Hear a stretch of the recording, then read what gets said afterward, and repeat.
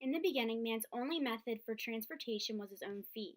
Later, to comfort his journey on foot was the discovery of footwear. Through bitterness of the exhilaration of other animals, man would learn to tame them. Citizens who live in the desert ride atop camels. The people who live in the chilling environment travel by dogs. However, the most universally practiced form of transportation by animal power was by horse. Humans relied on horses and carriages for transportation for many years. The horses would take humans to many different destinations. However, the longer the distance, the longer the commute. Heather Beach once wrote that a typical horse may be comfortable walking for 8 hours, meaning the horse could cover 32 miles in that time. Since there were many job opportunities in large cities such as New York, humans would seek transportation there. The distance can be very long and time consuming since horses were the central transportation system. So, people sought ways to produce a simplistic and effortless way to travel. This led to the creation of the steam engine in 1712. Thomas Newcomen and his assistant John Calley created an engine in which used steam to power a pump. However, this method was not very efficient, so people continued to look for other methods of transportation. Since the evolution of the steam engine, people had been interested in designing self-powered vehicles. The earliest endeavors were moderately successful but served little functional purpose. Automobiles first began to develop with the invention of the electric motor, which created affordable, more powerful, and safer automobiles. It was the advancement of the internal combustion engine with the assembly line that was able to provide a practical vehicle that could be utilized by all. The earliest models of a self-powered vehicle started in the late 1700s, with the first one being established by Nicholas Cugnot, estimating over 8,000 pounds and timing it at a prime speed of 2 miles per hour. The vehicle had to stop every once in a while to build up steam power. The steam engine and boiler were separate from the rest of the vehicle and installed in the front. Though he was the first person to invent the automobile, he was also the first to crash it in 1771 when he drove into a stone wall. This large size and slow speed meant that it was very unrealistic. Various model vehicles were produced in this style by multiple inventors, but remained so heavy that they required metal rails to drive on, and so over time, they resulted in the production of trains and locomotives. The first invention of the steam locomotive was in 1791 England. In 1827, a group of Baltimore merchants organized the first railroad in the country, the Baltimore and Ohio. A railroad could be constructed in different routes from point to point and were impervious to weather and the elements. Transporting cargo and persons over rail could be done in a shorter and more efficient manner. However, as time went on, people became interested in creating a vehicle that wasn't confined to tracks. Over time, many inventors built their own creations of engines to power vehicles. However, they all failed in some way. For example, in 1807, Francis Isaac de Rivas designed the internal combustion engine that used a mixture of hydrogen and oxygen for fuel.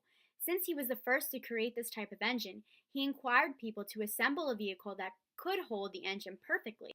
Though his plan failed, it led to the concept of using gasoline to fuel engines, which led to the invention of a double-acting electric spark ignition internal combustion engine fueled by gasoline by Jean Lenoir. Lenoir was successful with his invention, and the race to produce the first modern automobile began to hurry. Carl Benz in 1885 became the first to design and build the world's most practical automobile to be powered by an internal combustion engine. By January 29, 1886, Benz received the first grant for a gas-fueled car which was only 3 wheels. Over 72,105,435 cars have been produced as of 2016 since the first automobile was ever invented in the 1700s.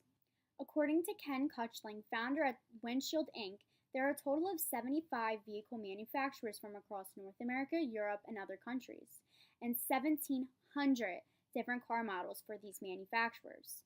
With this increased knowledge, people have become more aware of the footprint they leave on the environment. Automobiles are one of the largest contributors to polluting the air on a daily basis.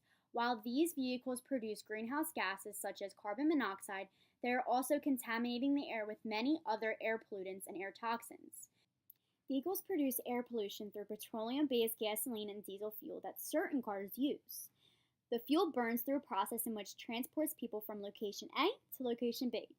During that process, air pollution is produced by evaporation and combustion.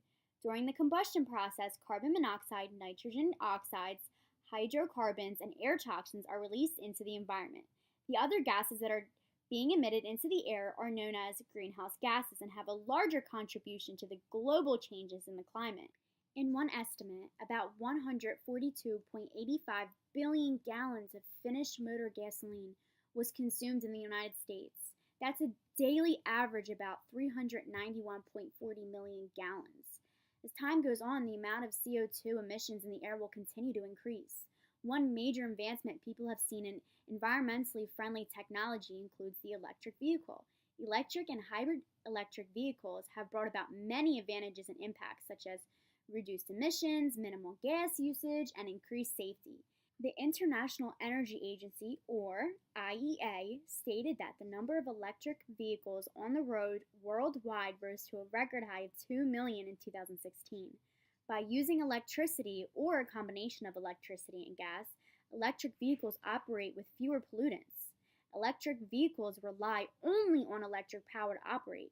Similarly to the electric vehicle, the electric hybrid runs differently than a traditional car. The electric hybrid vehicle uses both electric and gas with no external power source needed. In addition to the environmental benefits of electric and electric hybrid vehicles, they are also safer. Crash tests of traditional cars compared to electric and hybrid vehicles show the difference in safety. The fluid batteries featured in low-emission transportation handle impacts better than that of the battery found in gas-powered cars. In conclusion, cars have several impacts on the everyday lives of citizens. They have changed people's lifestyles, living habits, and city lives.